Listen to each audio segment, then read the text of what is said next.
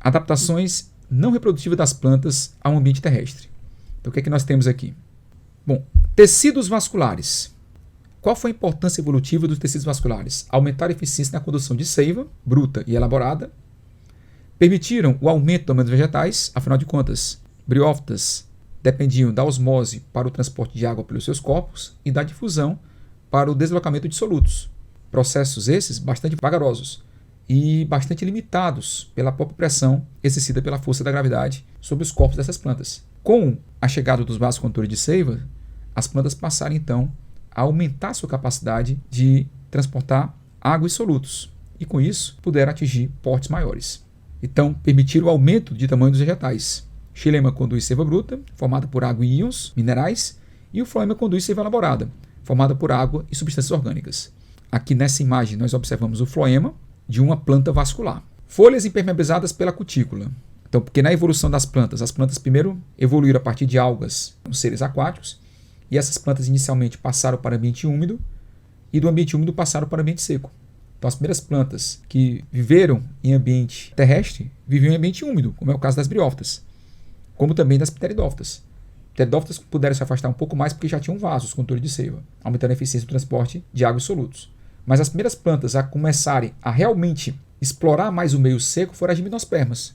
Então, eu posso dizer para vocês que as briófitas foram as primeiras plantas a chegarem ao ambiente terrestre, as pteridófitas começaram a conquistar porque tiveram vasos, e as gimnospermas conquistaram de vez, porque tinham agora sementes, tinham agora grão de pólen.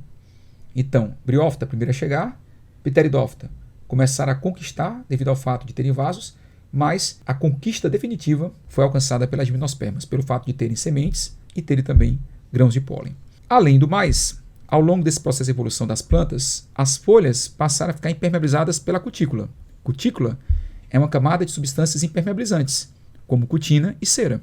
Essas substâncias impermeabilizantes reduzem a evaporação superficial dessas plantas, reduzindo então a perda de água.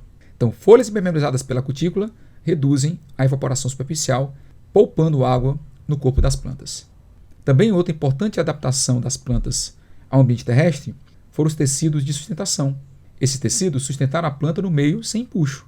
Você sabe que a alga está na água, e na água há o empuxo aquático, um empuxo realizado pela água. Quando essas plantas saem do meio aquático e vão para o meio terrestre, esse meio terrestre não tem mais o empuxo da água. Claro que existe o empuxo do ar, mas o empuxo do ar não tem o efeito que tem o empuxo da água sobre os corpos das algas. O empuxo do ar não tem essa grande capacidade de manter os corpos das plantas por si só eretos. Então elas passaram a ter tecido de sustentação, no caso o colênquima e o esclarênquima. Permitiram o aumento de tamanho dos vegetais.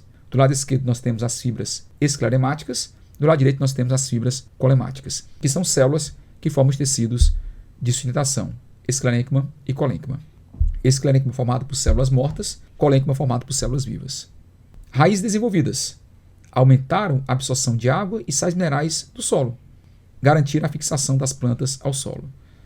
Então, as plantas passaram a ter raízes desenvolvidas que podiam crescer e buscar fontes de água no subsolo, podendo até mesmo atingir lençóis freáticos. Esse desenvolvimento das raízes permitiu, então, que essas raízes pudessem aumentar a captação de água e sais minerais do solo, além de garantir uma maior fixação. Aqui nós temos a raiz pivotante de uma eudicotiledônea, que corresponde, então, a uma subdivisão das angiospermas.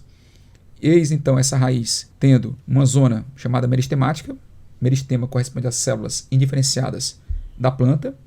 E essa zona meristemática é coberta pela coifa. Coifa é um tecido de proteção. Logo acima nós temos a zona de alongamento. Logo acima nós temos a zona pilífera, que tem pelos. E logo acima nós temos a zona de ramificação. Destaque então que esses pelos absorventes também correspondem à adaptação das plantas ao ambiente terrestre, pois também aumentaram a absorção de água e sais minerais do solo.